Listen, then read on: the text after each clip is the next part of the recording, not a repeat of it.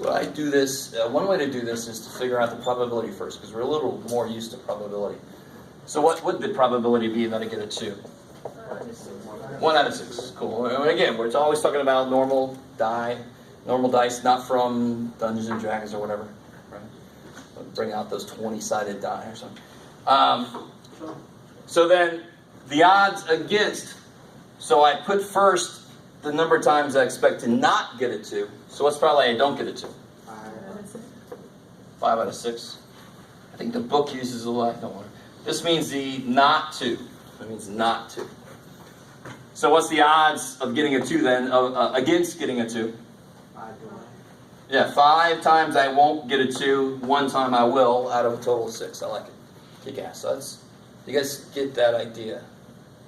Some of you look concerned.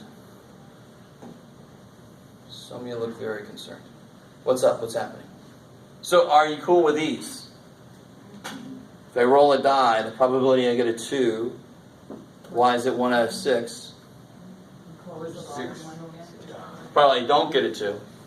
Yeah, this is not 2. Because unless you're using trick dice. Yeah, exactly. You expect that all the sides are equally likely to come up.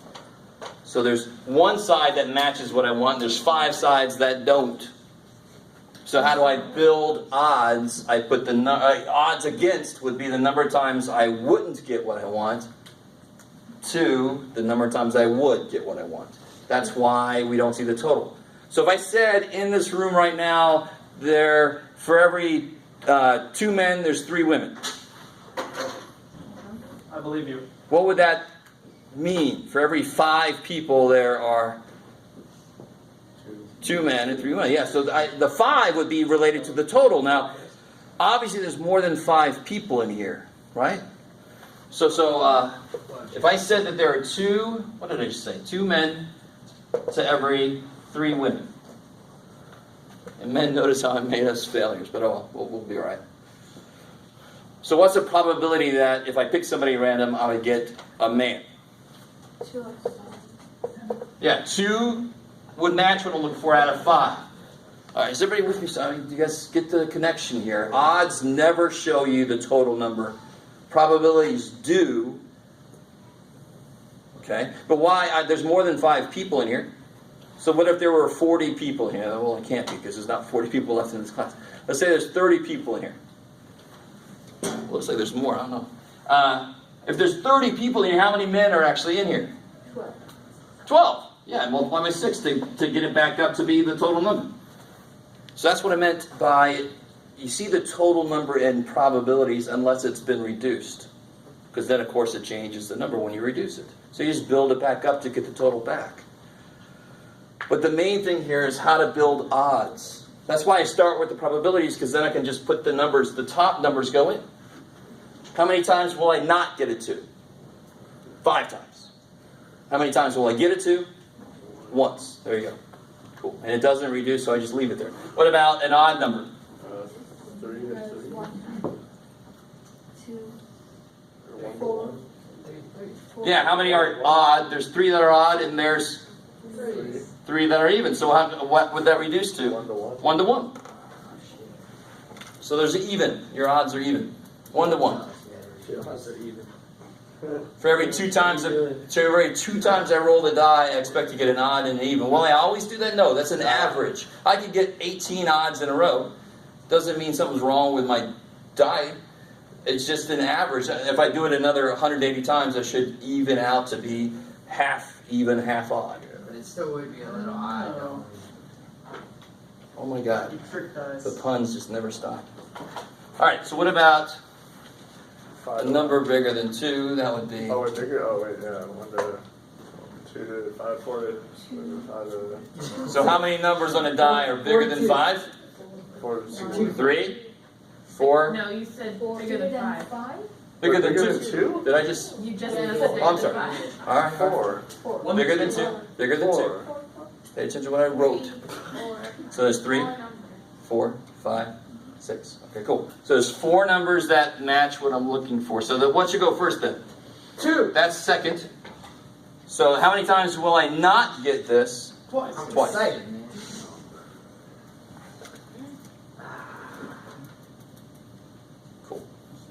So again, if you have any trouble constructing odds, just construct the probabilities first. What is the probability that I get a number greater than 2?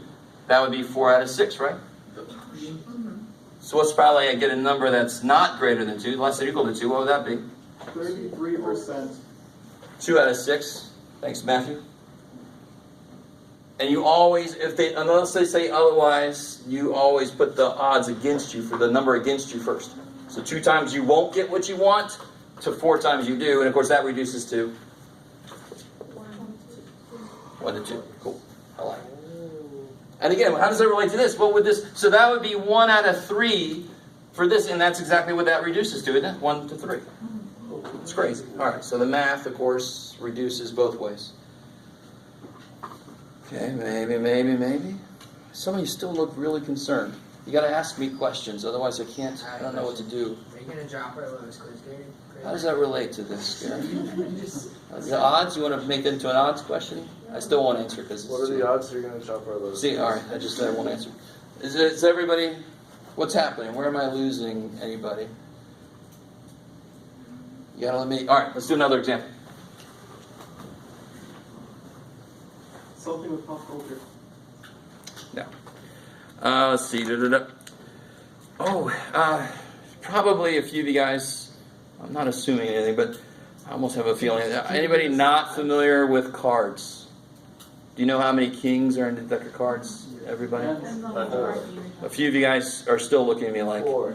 no. Okay, so I won't do cards. All right. Cards are beautiful for probability and odds, right? But a few of you are looking at me like, don't do that. Okay. All right. All right. You could So- just apples. Let's say, let's see. I gotta go back to my poker chips. So I have 7 green, 3 red, 2 blue poker chips. And I'm gonna ask you, so let me ask you, so the odds against a blue chip. The odds against a blue chip. So that means you're going to put the number of times you would fail first to the number of times you would succeed. So the second one would be how many times you succeed. So how many times would you get a blue chip? How many blue chips? 2. How many not blue chips are there? That goes first. Yeah, 10. 10 to 2. Now how does that relate? What is the probability I would get a blue chip? 5. No. 1/5. Wait, What happens? No. What's the probability I would get a blue chip? How many total chips? 12. How many are blue? 2. All right, now, I know that's painful because that's changing gears. Sometimes I can smell the smoke. When you go from probability to odds, you have to be able to do that. Probability, what do you always see in probability? The total. What do you never see in odds? The total. You have to put them back together to get the total, right? This breaks it into 2 groups. Men and women, left-handed, right-handed, whatever. Dogs and cats, right? Don't tell me about a stupid show where there was a dog cat. Cat dog? Yeah. Thank you. Stupid show, man. It's offensive to my childhood. I'm not sure it could be offensive to your entire childhood. All of it. Unfortunately, it's there. It's there to represent you and part of. I'm sure Part it's of me. sucked anyway. So what would this be? No, your childhood. not the- 5 to 1. And how does this reduce? Cool. And again, do you see the connection? 5 plus 1 is 6, and there's 1 success. I mean, so there's always a connection between the probability and the odds, and you have to be able to go between both ways of representing it. So they are representing the same situation just in 2 different ways. Odds just happens to be easier when you have to pay money out to people. So that's why we use odds normally for that. Probabilities are useful for everything else. Yes? Will there be a question that says something like, oh, from this ratio, find out how many like total people or total things you started out with? No. From the information they would normally give you couldn't figure out how many total. That one problem I had to know what the total was to build it back up.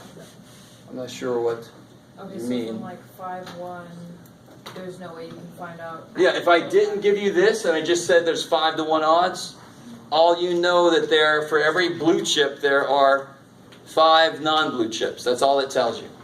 And then, but in total, there's 6 chips. No, we know in total there's 12. So why does it say 5 to 1? Stay with me. So what's this? What's this? 10 to 2. So there's 12, right? But then I reduced it. Whenever we reduce it, you lose information about what it was. So if I just said, I just reduced this fraction, what was it? Why can't you possibly answer that question? Because there's an infinite number of things that could have started with to come down to 3/5, right? So that would be an impossible question. So the short answer is, hope not. Because that would be really mean. You'd be working on it for the rest of your life. Okay. Let's do another one with it set up here. What about the odds in favor? So what are the odds in favor, become an A, of a red chip? So if odds against, I put the failures first. Odds in favor, I put the... 1 to 3. What happened? So if odds against, what do I put first? Why did we put 10 first for odds against a blue chip? Good, because there were 10 failures. If I want a blue chip, there's 10 ways for me to fail. Damn it. So here, odds in favor, what do I want to put first? The win. Successes. So how many ways can I succeed if I want a red chip? 3. How many ways can I fail? No. 9. There's 9 that aren't red. I like it. And you see what's really cool? I mean, once I put the 3 down, I know this has to be a 9 because they have to total to be the total. They have to, because I'm breaking a group down into 2 groups. Right? Those who think you can do it and those who think you can't. There you go, I just did it. Yay. And this, of course, reduces to 1 to 3. 1 to 3. I like it. Cool. So for every 3 non-red chips, there's 1 red chip. That's what that means. I like it. Good chance. Not bad. Better than some. So what would the odds against red be? 3 to 1. 75% chance. Yeah, all you got to do is turn that around. If odds in favor puts the successes and then the failures, and odds against, you just turn it around. They want to list the failures first. So that would be 3 to 1. You guys, how are we doing? This is not supposed to be overly taxing. But I want to show you what odds mean. We see odds all the time mentioned everywhere. The odds you're going to die in several different ways. The odds whatever. That's normally the way it's talked about. Oh, can we do that? As an example? What was that movie? Butterfly Effect. No. No. The one with Ben Stiller. Along Came Polly. He was a... You ever seen that? Yeah. He was an actuary. He was doing the probabilities for insurance companies that you're going to die. He was working with Yeah. that one guy. What's his name? All right, sorry. You guys are so descriptive. I know, we really get Ben into it. Stiller movie. Owen Wilson That is one in. guy.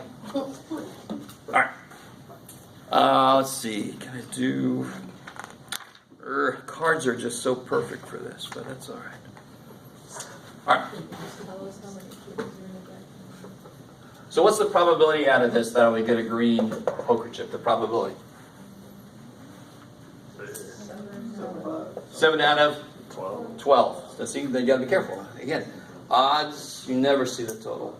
Probabilities, of course you do, because that's what it's built on. The bottom is always going to be the total things that could have happened.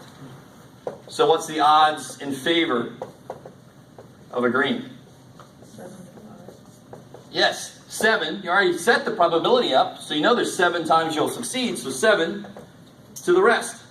That's the connection between probability and odds. So you just got to pay attention if they say odds against, because they're going to say both in the homework, odds against or odds in favor. We have a card problem in the homework. If we actually used to. Yeah, but the nice thing is they give you a visual of a deck of cards somewhere, page 686. And of course, you know, Google image search or get a deck of cards. No. But they'll lay it all out for you, right? Okay. I like it. So you got to get in there and try those out. Let me see if they got any freaky in there. Nah. Not really. All right. So last thing for today. How are we doing? Oh, good. Perfect.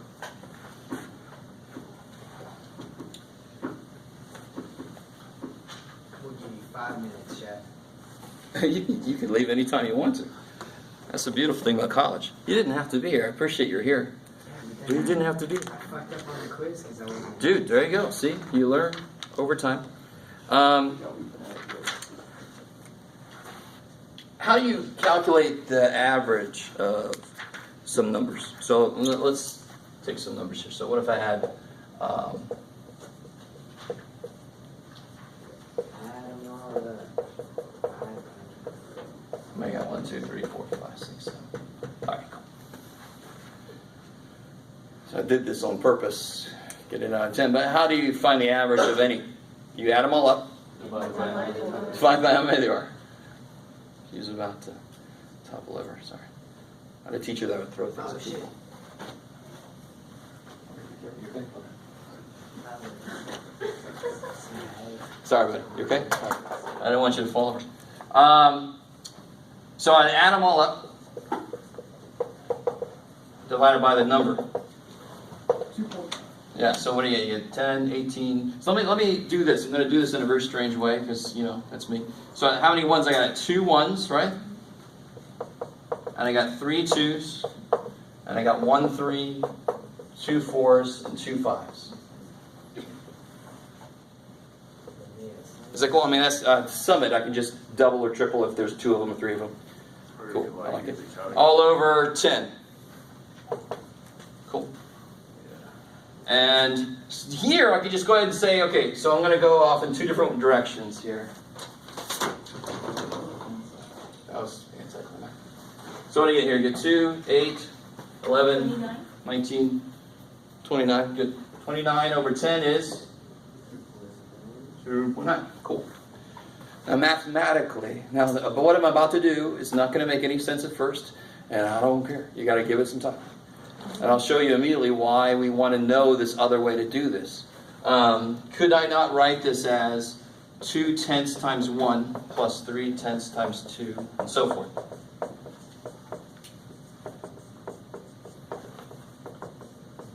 Right? So cool. And I love that. I know right now you're all like, God, these math people. But this is only 10 numbers, so that's you know, it's easier to do it the other way. What if it was 18 billion numbers, but I happen to know that there were 20% of those numbers were 1, and 30% of those numbers were 3. I'd much rather do it using the percentages than freaking every freaking number and add them all up, right? Maybe. And you're like, I'd rather not do it at all. But this is 20% of them are 1s. Plus 30% of them are 2s, plus 10% of them are 3s, and so forth. Now, of course, if you do this, you're going to get the same answer because mathematically it's the same thing. So it's not amazing if you say, you know, 0.2 plus 0.6 plus 0.3 plus 0.8 plus 1. Bam, bam, bam, bam, bam. That comes out to be 2.9, hopefully, right? For, does it? Yeah, yes, okay, 2.9. Cool. It better, it has to. So what I'm saying is this. This is the last thing I'll show you. I'm sticking. I promise. Today, don't get too excited. So let me just try to give it to you. So what about a whole bunch of 1s, 2s, 3s, 4s, and 5s? And let's say that, I'm going to draw myself a little insane here, but I'll be all right. 15.1% of them were 1s. You with me? And then, let me see if you guys follow what's going to happen here at the end. 48.7% are 2s. So I'm writing them as a decimal, but I'm saying them as a percentage. Where are you at, Jeff? Okay. And let's say that 9.1% of them are 3s. 11.2% are 4s. Now, what do I have to be careful about down here? That's up to... Yeah, what should all the probabilities? These are probabilities, right? If 15.1% of them are 1s, then I have a 15.1% chance of picking a 1. So all the probabilities have to add up to be 1. So what has to go here? Somebody help me out. I wasn't really keeping track. Let's see, 6, 3, 8, 1, 2, 9, 8, 4, 1, is it? 156? Say 159? 8, 6, Who looked at 7, the other day? You're online. Let me take your word for it, man. I don't know. Did I do that in my head right? It's a decent chance. No? 0.159, yeah. Okay, thank you. Okay, cool. All right. So let me see if you guys get this. What did I end up doing? And the reason I wanted to do this is because we know this. We know we add them all up and divide by how many there are. We know that's the average. So if I just do something weird mathematically that's still the same thing, that's another way to do it. So at this point, you're like, why the hell would I want to know this shit when I could just do that? Well, because I have like 1,000 numbers. What if I had 1,000 numbers and 151 of them were ones? I would not want to go 1 plus 1 plus 1 plus 1. I'd rather have a quicker way to do this. So how did I do this? I took the percentage times the number, right? So the percentage times the number. So all we do is we multiply across here. What did I do here? What's that? That means 20% of the numbers were 1. So I did 20% times 1 plus 30% times 2. I'm building the average. I'm building the mean is another name for the average. So here, what's twice 0.487? Thanks. Is that right? Yeah. Okay. 373, 448, and, oh, what's that, Jeff? I don't know. 795, is that right? That one I don't trust. Yeah. Oh, okay, cool. Now, just to make sure, I mean, this number is just like this number. This number is just like that number. It's exactly the same math. Exactly the same math. And real quick, before I even add those up, I'm sure somebody already has. What's the heaviest weighted number up here? What is it? Do you see what I mean? Yeah, 2 is the heaviest weighted. Most of the data was 2, so I'll bet you anything the average should be close to 2. Maybe a little over 2 because there were some 4s and 5s, right? But the average should be close to 2. So what do you get when you add all these up? Is it 2.5 or something? 2.6? Okay. 2.6 blah, whatever. Okay. All right, so they pulled it up a little more than I would thought, but yeah, it's right near 2. Cool. Maybe. So this is how I calculate your grades at the end of the semester. Because how weighted are your tests? I can't remember exactly for this class, 50 or 55%. And how weighted are your quizzes, and how weighted are your homeworks, and so forth, your project. I do the weight times your grade, plus the weight times your grade. Right? That's how you do it. The people that can't do the math, they have the classes that are out of points. 500 points for the midterm. You've taken those classes before, right? Normally that's the... Anyway, I don't want to say anything bad. People that don't like math too much. So this is what's called expected value. And this is what they use. They use the same thing. What happens when you turn 25? I love this open-ended question because, again, I don't know what the hell I'm going to get from you. Cheaper car insurance? There you go. You went right for it. I love it. You beat everybody else too. So when you wake up on your 25th birthday, you suddenly know how to drive. It's crazy. And I still remember it. It's been a little while. But that your car insurance goes down a pretty decent amount. Has anybody already had that happen to them? Anybody else in the over 25 club? No, just me. Hard kidding. So when you get to 25, you'll magically know how to drive. But no, what they do is they do probabilities that you'll get in an accident based on your age. So they want to take more money from the people that they will have to pay money out for. And then when you get 25, you're in that group that they're going to take less money. Because on average, they're not going to have to pay as much for that group. So this is what's used for insurance, stuff like that, expected value. They use it in poker, right, to figure out should I do this or not. If my expected value comes out negative, I shouldn't do it because I expect to lose money, so forth. All right, so that would be in the next section we're going to get into. That's enough for today. I've got a few of you guys starting an early nap. Because it is 11.3. What's that? Because 11.3.